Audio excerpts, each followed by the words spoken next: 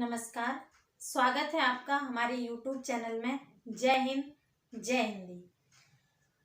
आज हम आपके साथ इतिहास का एक टॉपिक डिस्कस करने वाले हैं। बहुत ही इम्पोर्टेंट टॉपिक है 1857 की क्रांति। अंग्रेजों के आने से भारत में जो उथल पुथल हुई उसका परिणाम हुई है ये 1857 की क्रांति।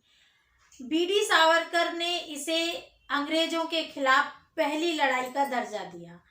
जनरली सभी इतिहासकारों ने इसे सैनिक विद्रोह माना है, लेकिन बीडी सावरकर ने इसे अंग्रेजों के खिलाफ भारतीयों की पहली लड़ाई का दर्जा दिया है। क्यों इसकी जरूरत पड़ी, क्यों ये लड़ाई हुई, इस पर हम चर्चा करेंगे। बोर्ड पर जो लिखा है उसके अलावा हम आपको एक कहानी के तौर पर बताना चाहेंगे ताकि आपको आसपास की चीजें और जरूरी चीजें याद रहें। फैक्ट तो आप रट ही लेते हैं, पर फैक्ट के अलावा अगर आप उसको समझ लेंगे, उसका कॉन्सेप्ट समझ लेंगे तो वो ज्यादा बेहतर रहेगा।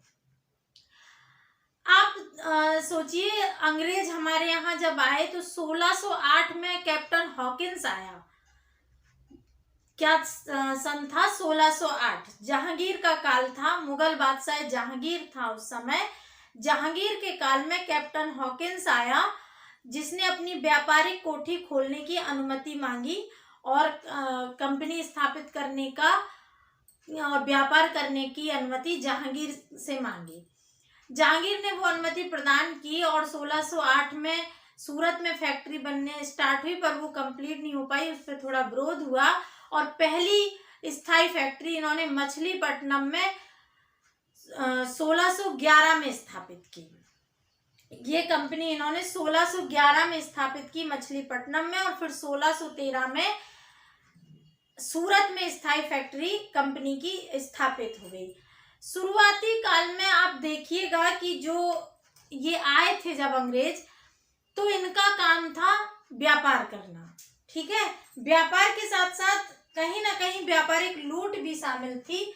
हम आपको 3 स्थितियां देते हैं 1608 से 1757। दूसरी स्थिति है 1757 से 1857। तीसरी स्थिति है 1857 से 1947। ये वो सन है, ये वो चरण है जिनमें अंग्रेजों ने हमारे देश पर अलग अलग तरीके से प्रभुत्व जमाया। ये 1608 से 1757 तक का वो काल है जब यहाँ अंग्रेज सिर्फ व्यापार तो फिर भी नहीं था, व्यापारिक लूट कह सकते हैं, व्यापारिक लूट कर रहे थे। हमारे देश से व्यापार के नाम पर जो लूट कर रहे थे वो 1608 से 1757 तक का ये काल इस भाग में बांट सकते हैं। ये रिजिड बंटवारा नहीं है, लेकिन हम इस तरह देख सकते हैं। 1757 ये वो सन है जब प्लासी का युद्ध हुआ। क्या हुआ? प्लासी का युद्ध हुआ। और प्लासी का युद्ध 1764 में बक्सर का युद्ध हुआ, और ये दोनों युद्ध ने अंग्रेजों की स्थिति को भारत में बहुत सुदृढ़ कर दिया। ये एक निर्णायक युद्ध था जिसमें 1757 में ही निर्णायक हो गया था। 64 ने तो कंप्लीट कर दिया था कि अब अंग्रेजों की सत्ता स्थापित करने से इन्हें कोई नहीं रोक सकता। तो ये 1757 से 1857 का जो फेज रहा, इसमें चूंकि इनको अधिकार बहुत ज्यादा मिल गए थे, इन्होंने बड़ी सेनाओं, अवध की सेना और बंगाल की सेना को, बंगाल के नवाब, अवध के नवाब और मुगल सम्राट शाह आलम द्वितीय को पराजित किया था। तो कहीं ना कहीं ये जान गए थे कि अब इन्हें भारत में सत्ता स्थापित करने से कोई नहीं रोक सकता। और ये वो समय रहा जब अंग्रेजों ने इस समय में बाजार को स्थापित किया। क्या किया? बाजार स्थापित किया, भारत को अपना बाजार बनाया। बाजार किस तरह से बनाया? बाजार 2 तरीके से इन्हें निर्मित किया। एक तो हमारे देश से ये कच्चा माल ले जाते थे, और दूसरा उस कच्चे माल से जब ये वस्तुएं निर्मित करते थे तो उन वस्तुओं को बेचते भी ये कहाँ थे? हमारे यहाँ। ये कच्चा माल हमारे यहाँ से ले जाते थे बहुत सस्ते दरों पर, एक तरह से मिट्टी मोल समझिए लेके जाते थे, और वहां से जो ये मशीनों के द्वारा निर्मित माल लेकर आते थे उसे हमारे देश में ही ये बेचने का काम करते थे। ये वो फेज था जब इन्होंने हमारे देश को एक बाजार बनाया, जिसमें इन्होंने कच्चा माल भी हमारे यहाँ से लिया और उससे वो औने पौने दाम पर क्या बिल्कुल मिट्टी मोल लेके गए, और वहां से मशीनों से जो वस्तुएं निर्मित की उसे हमारे यहाँ ही बेचा, यानी कि खरीद और बिक्री दोनों के लिए हमारा मार्केट तैयार किया। हमें पैसा नहीं मिलना था, सस्ती चीजें खरीदते थे हमसे और महंगी चीजें आकर हमारे पास ही बेचते थे। तो ये फेज इनका बाजार स्थापित करने में रहा। 1857 में क्रांति हुई।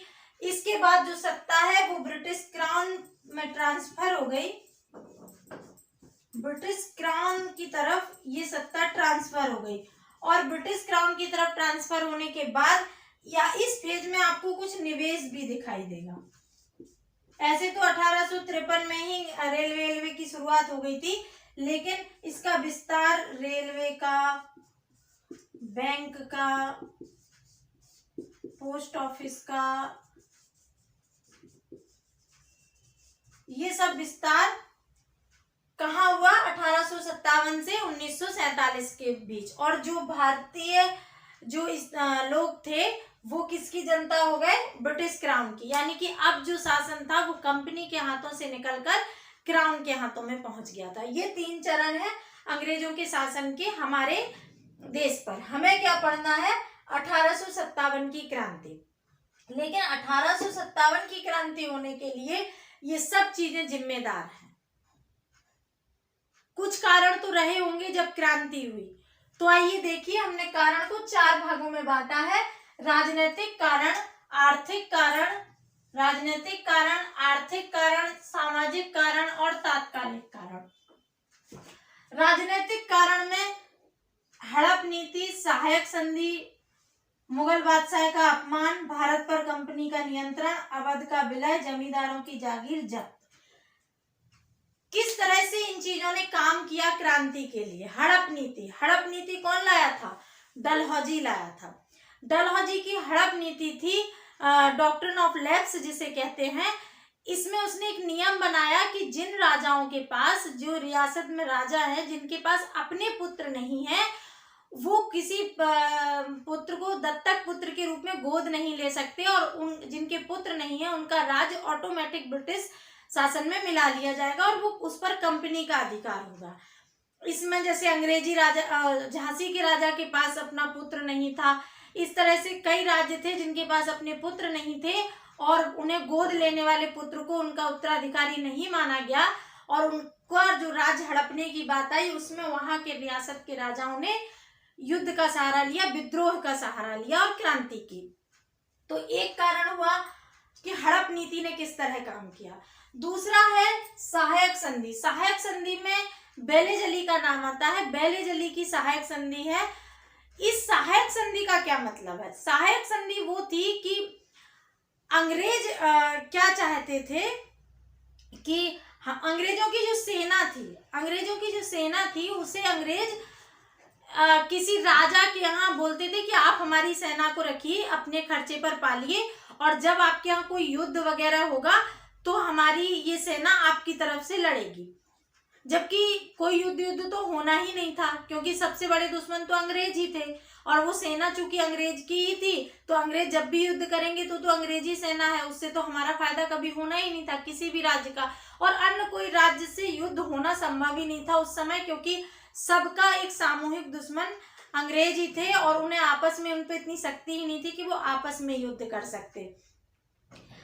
कहीं ना कहीं ये एक बहुत बड़ा कारण रहा कि चूंकि अंग्रेजी सेना भारतीयों पे पल रही थी और वो काम अंग्रेजों के लिए कर रही थी, तो भारतीय लोगों की आर्थिक स्थिति गड़बड़ाने लगी। ये भी एक कारण रहा विद्रोह का। हड़प नीति, सहायक नीति। मुगल बादशाह का अपमान। मुगल बादशाह का जो अपमान हुआ वो किस तरह हुआ? जैसे इस समय कौन मुगल बादशाह है? इस समय जो मुगल बादशाह है वो है बहादुर शाह जफर इनका टाइटल था। ये शायर थे, कविताएं लिखते थे। ये लिखते हैं कि उम्र दराज मांग कर लाए थे 4 दिन, 2 आरजू में कट गए 2 इंतजार में। तो ये जफर की ही लाइनें हैं, शेर है इनका। बहादुर शाह जफर उस समय मुगल सम्राट थे, मुगल बादशाह थे। हालांकि बहादुर शाह जफर एक बूढ़े व्यक्ति थे, इनके पास कोई भी वास्तविक शक्ति बची नहीं थी, पेंशन पर पड़ रहे थे, कहानी खत्म थी इनकी। बस इनको भी अल्टीमेटम दे दिया गया था कि आप लाल किला खाली करिए, ये हमारी संपत्ति है और आप कहीं भी रहिए जाके। अब और इनका दरबार सब झूठा बचा था, कुल 150 लोग रह गए थे इनके दरबार में। ये नाम मात्र के राजा थे पर प्रतीक थे। मुगल बादशाह हमारे भारत के बादशाह हैं, ऐसे प्रतीक के रूप में थे और इनका अपमान लोगों को अपना अपमान लगता था। तो एक वजह ये भी हुई, अपमान तो इस हद तक होता था कि लिख रखा था होटलों वगैरह में, लिख रखा था कि dogs and Indians are not allowed, मतलब हमारी तुलना कुत्तों से की जाती थी कि कुत्ता और भारतीय हम अलाउ नहीं है, वो भी कहाँ, हमारे ही देश में, हमारे ही देश के होटल में हम ही अलाउ नहीं है। और वो भी हमारी वैल्यू हमारे ही देश में कुत्तों के बराबर थी, साफ साफ लिखा हुआ था कि dogs and Indians are not allowed, मतलब कुत्ते और भारतीयों की स्थिति बराबर थी। तो ये अपमान किस लेवल का रहा होगा आप अंदाजा लगा सकते हैं।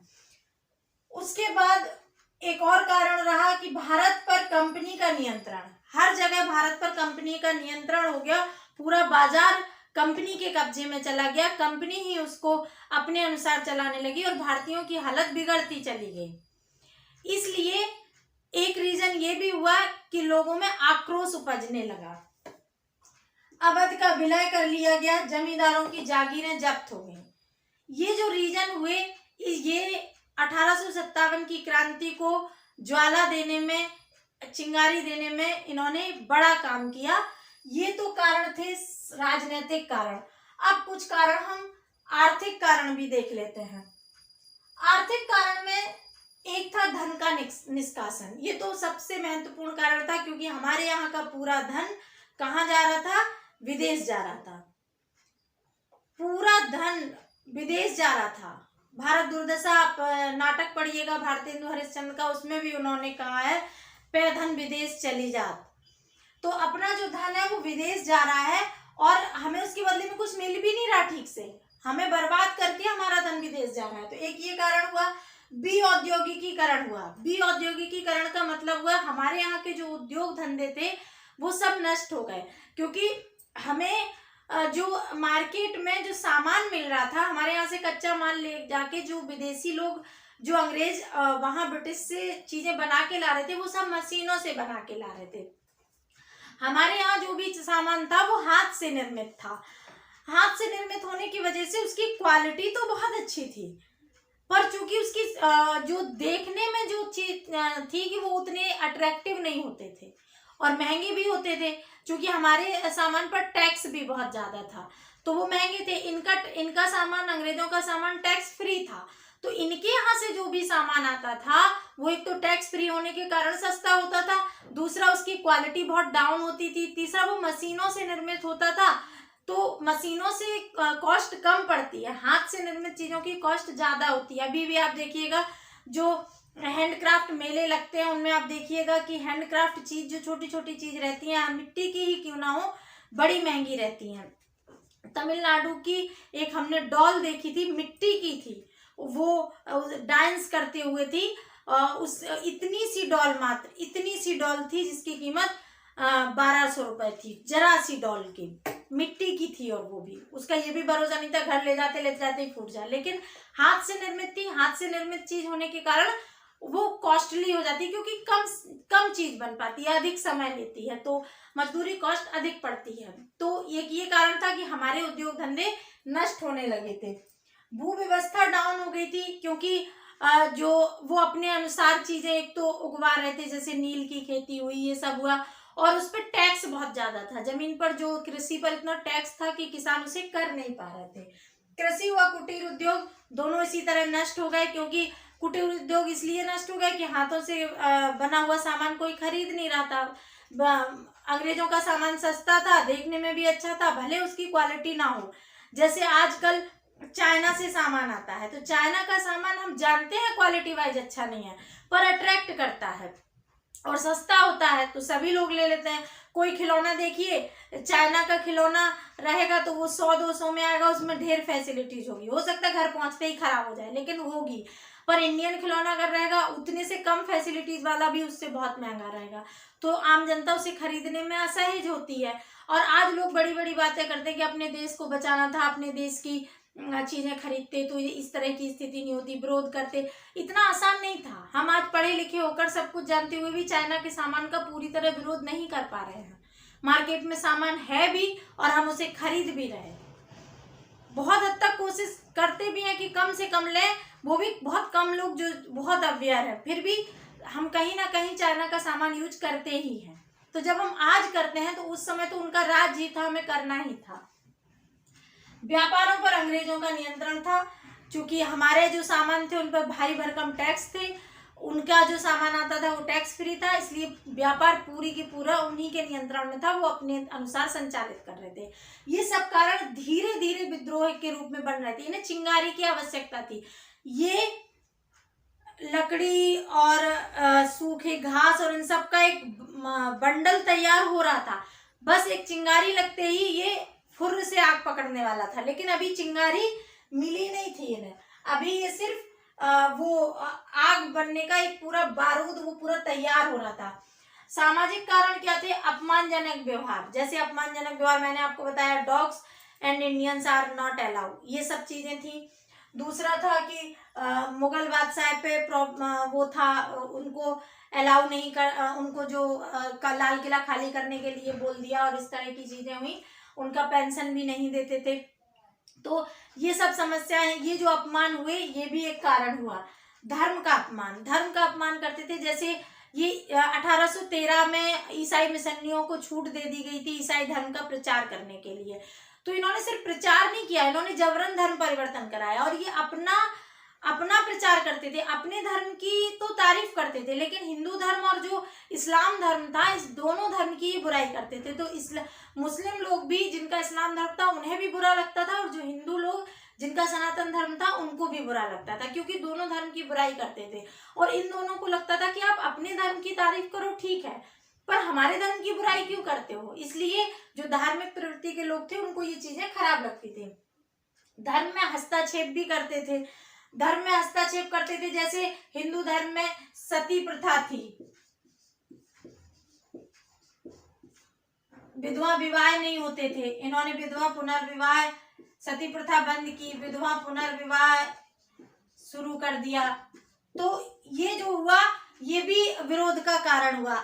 सती प्रथा बुरी थी, विधवा पुनर्विवाह अच्छी बात थी, लेकिन उस समय के लोगों के लिए ये उनके धर्म में हस्तक्षेप करना ही था, क्योंकि वो इसे सही मानते थे।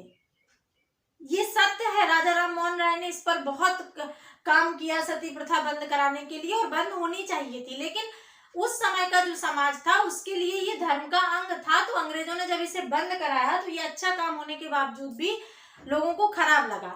और एक चीज बता दें कि कहीं ना कहीं ये हमारे लिए अच्छा नहीं कर रहे थे, ये सती प्रथा भी बंद करा रहे थे, विधवा पुनर्विवाह जो शुरू किए थे वो भी ये हमारी ही खुशी के लिए नहीं कर रहे थे। इन्हें हमारी चिंता कब से होने लगी थी। ये लड़कियों के रेप कर देते थे, लड़कियों को मार देते थे खड़े खड़े, इनको कब से हमारी सती प्रथा की चिंता होने लगी थी। इससे इनका अपना ये फायदा हो रहा था कि सती प्रथा बंद होगी तो विधवाएं बचेंगी, विधवा पुनर्विवाह खुलेगा, लेकिन कोई हिंदू इनसे विवाह नहीं करेगा। विधवा से, विधवा को अशुभ माना जाता था हिंदू धर्म में पहले, जो रूढ़िवादिता थी, खराब चीज थी, लेकिन उस समय की परिस्थिति थी, हिंदू में ये विधवा को अशुभ माना जाता था। तो जो मुंह देखना पसंद नहीं करेगा वो शादी क्यों करेगा, तो इनसे कोई शादी करेगा नहीं। और ये जो समाज में बिल्कुल ऐसे तबके की थी कि इन्हें लोग देखना भी पसंद नहीं करेंगे, और इनको अंग्रेज अगर ऑफर करेंगे विवाह का तो 100% तय है कि ये अपनी जीविका चलाने के लिए अंग्रेजों से शादी कर सकती हैं। आज भी कर सकती हैं, उस समय भी कर सकती थी। तो इस रीजन से अंग्रेजों ने इनसे विवाह किया, ताकि जो संतान उत्पन्न हो वो भी कौन हो, ईसाई हो। भारत में ईसाइयों की संख्या बढ़ाने के लिए भी ये काम किया गया। समुद्र पार भेजना, समुद्र पार भेजना भी हमारे यहाँ धर्म के खिलाफ माना जाता था। हमारे यहाँ कहा जाता था कि समुद्र पार करने वाले का धर्म नष्ट हो जाता है, इसलिए लोग समुद्र पार नहीं करते थे। पर अंग्रेजों ने जबरन समुद्र पार करवाया। सैनिकों को जबरन वो चप्पू खींचते थे उस पे, जहाज पे, और उस पे मजदूरी गुलाम बना के विदेश लेके जाते थे। आप मूवी देखिएगा, मनोज कुमार की मूवी है क्रांति, उसको देखिएगा। उसमें बड़ा अच्छा दिखाया गया है कि किस तरह से भारतीयों के साथ वो दुर्व्यवहार करके और उनको लेके जाते थे। उसमें सबसे बड़ी चीज है कि इंडियंस ने समुद्र पार जाना स्वीकार भी किया पहले कि चलो वेतन भत्ता मिलेगा, उसका भत्ता अलग से मिलता था। यहाँ क्या था कि चूंकि अपना सब कुछ नष्ट हो गया था, कृषि हो ही नहीं रही थी, कुटीर उद्योग बंद ही हो गए थे, तो मजदूरी करनी थी, अन्यथा तो चाकर बनना था अंग्रेजों का ही। तो जब अंग्रेजों का चाकर बने तो विदेश जाने पे भी राजी हुए, तब भत्ता मिलता था तो राजी थे। धीरे धीरे इंडियंस का भत्ता भी बंद कर दिया। अंग्रेज सैनिक को भत्ता मिलता था पर इंडियंस को नहीं। और इंडियन कितने होते थे? 1:5 का अनुपात था। 5 भारतीय होते थे और 1 अंग्रेज सैनिक होता था। 1 अंग्रेज सैनिक पर 5 भारतीय सैनिक होते थे और इन्हें गुलामी करनी पड़ती थी। इनको भत्ता भी नहीं मिलता था और इनके साथ बहुत दुर्व्यवहार किया जा सकता था। भूख लगी है तो खाना नहीं मिलेगा, काम करिए, मर जाते थे, फेंक दिए जाते थे, कोई मतलब नहीं था। ये सब ऐसे कारण थे जिनसे 1857 की क्रांति की ज्वाला धीरे धीरे धधकना शुरू हुई थी। तत्कालिक कारण बना जिससे चिंगारी मिली और इसने एक आग का रूप लिया, वो था चर्बी वाले कारतूस वाली राइफल का शामिल होना दिसंबर 1856 में। दिसंबर 1856 में राइफल की जो कारतूस आए उनमें एक र्यूमर फैला, अफवाह थी या सच था ये तो नहीं पता, पर ये एक र्यूमर फैला कि इसमें जो चर्बी है वो गाय और सुअर की है। तो गाय हिंदू धर्म के लिए और सुअर मुस्लिम धर्म के लिए वो माना जाता है वर्जित। तो इस तरह से वो उसे मुंह से खोलना होता था उस कारतूस को, तब वो राइफल में लगता था। तो उसे स्वीकार न कर पाना सैनिकों का तात्कालिक कारण बना इस विद्रोह का। और इसका सबसे पहले विद्रोह किया ये दिसंबर 56 में लाया गया कारतूस, और 29 मार्च 1857 को बैरकपुर छावनी जो बंगाल में है, इसे 34वीं इन्फेंट्री बोलते हैं, इसमें एक सैनिक था मंगल पांडे, इसने विद्रोह कर दिया। इसने अपने अधिकारियों पे गोली चला दी और इसे पकड़ के 8 अप्रैल को फांसी दे दी गई। 29 मार्च को इसने विद्रोह किया, 8 अप्रैल को इसे फांसी दे दी गई, यानी कि महज 10वें दिन इसको फांसी पर चढ़ा दिया गया। 10 दिन में मंगल पांडे को तो फांसी हो गई, लेकिन जैसे ही मंगल पांडे को फांसी हुई वैसे ही इस विद्रोह ने और आग पकड़ी। अब मेरठ में, इसको थोड़ा सा मिटा देती हूँ आपको समझाने के लिए।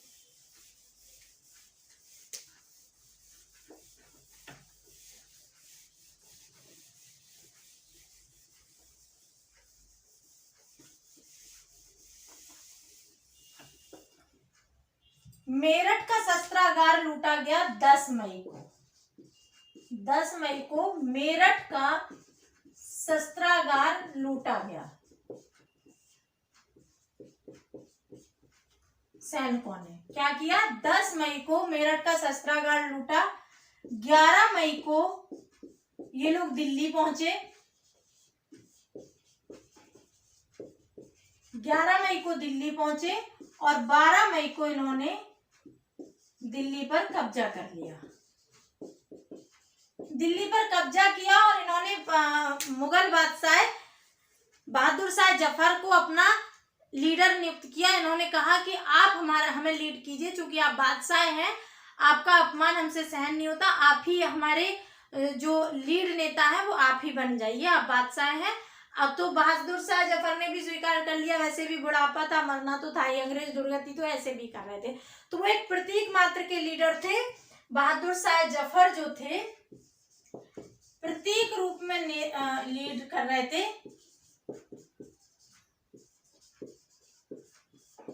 और असली इनका जो सेनापति था वक्त खान, ये कमान संभाल रहा था। वक्त खान ने असली कमान संभाली, बहादुर शाह जफर प्रतीक के रूप में थे। 12 मई को कब्जा होता है और आप देखिए कितनी जल्दी अंग्रेजों ने सितंबर में ही वापस दिल्ली कंपनी के कब्जे में आ गई। कंपनी का कब्जा दिल्ली पर। सितंबर में कंपनी का कब्जा किस पर हो गया? दिल्ली पर हो गया। आप सोचिए 10 मई को शुरुआत हुई और सितंबर में अंग्रेजों ने वापस दिल्ली अपने कब्जे में कर ली। मई, जून, जुलाई, अगस्त, सितंबर, 4 से 5 महीने हुए।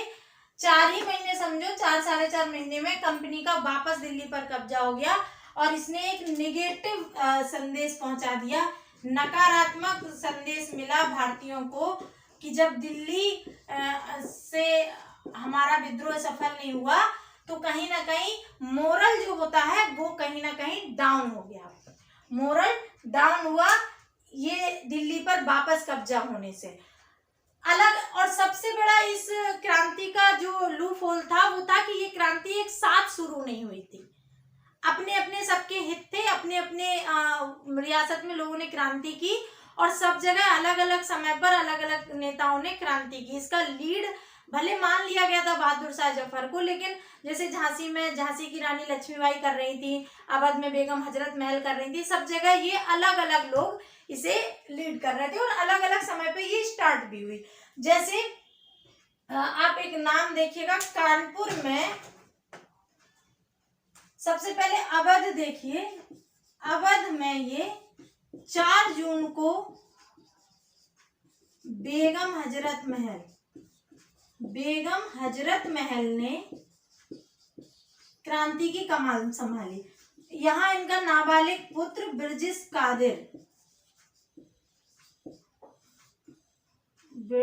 कादिर है, ये नाबालिग है, पुत्र है, इसे इन्होंने नवाब घोषित कर दिया और स्वयं बेगम हजरत महल ने 4 जून को विद्रोह की कमान संभाल ली। हालांकि ये भी हारी गई पर इन्होंने आत्मसमर्पण नहीं किया और ये नेपाल चली गई।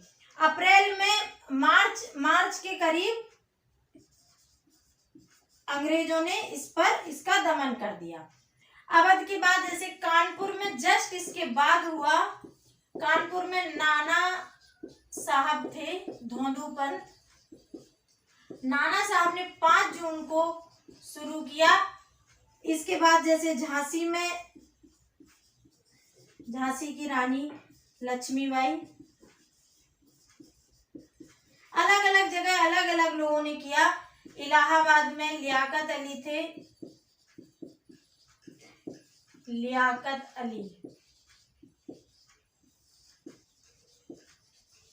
बरेली में खान बहादुर,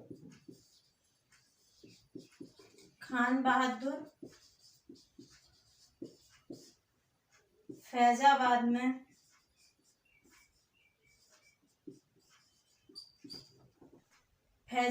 में मौलवी अहमदुल्ला और बिहार के जगदीशपुर से कुंवर सिंह।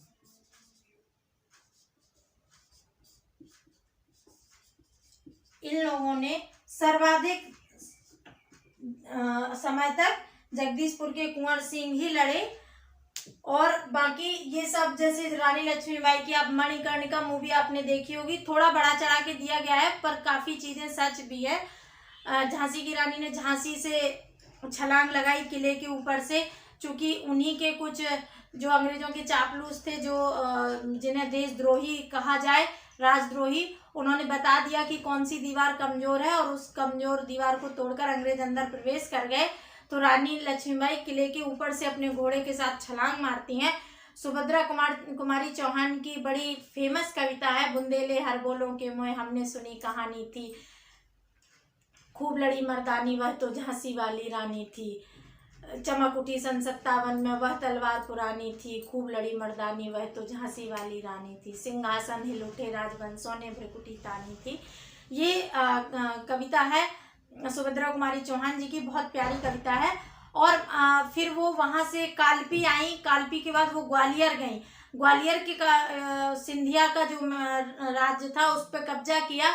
सिंधिया चूंकि अंग्रेजों के पपेट थे तो वो तो झांसी की रानी का साथ दिया नहीं, लेकिन फिर भी वहां यूरोज पहुंच गया और रानी का आमने सामने लड़ाई हुई और वहां पे झांसी की रानी वीर गति को प्राप्त हुई। कहा जाता है कि उन्होंने स्वयं को खंजर मार लिया था।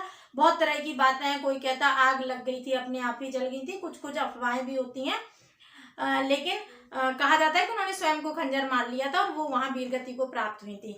यूरोज ने कहा था कि इस इतनी बड़ी क्रांति में झांसी की रानी एकमात्र मर्द थी। वैसे तो आज चूंकि मर्द कहना शक्ति का प्रतीक होता है, इसीलिए शायद यूरोज ने इस शब्द का इस्तेमाल किया, लेकिन हम ये कहते हैं कि वो मर्द नहीं औरत ही थी, लेकिन वो स्वयं शक्ति स्वरूपा थी और उन्होंने औरत होकर ही युद्ध किया और अंग्रेजों का लोहा मनवाया। तो ये 1857 की क्रांति का कुछ ब्यौरा था, कॉन्सेप्ट था। हमें आशा है आपको ये समझ में आ गया होगा। और 1857 की क्रांति के बाद हमारे देश पर क्या क्या प्रभाव पड़े ये हम अगले वीडियो में जानेंगे। आप हमारे साथ इतनी देर जुड़े रहे, इतनी देर हमको झेला, इसके लिए बहुत बहुत धन्यवाद।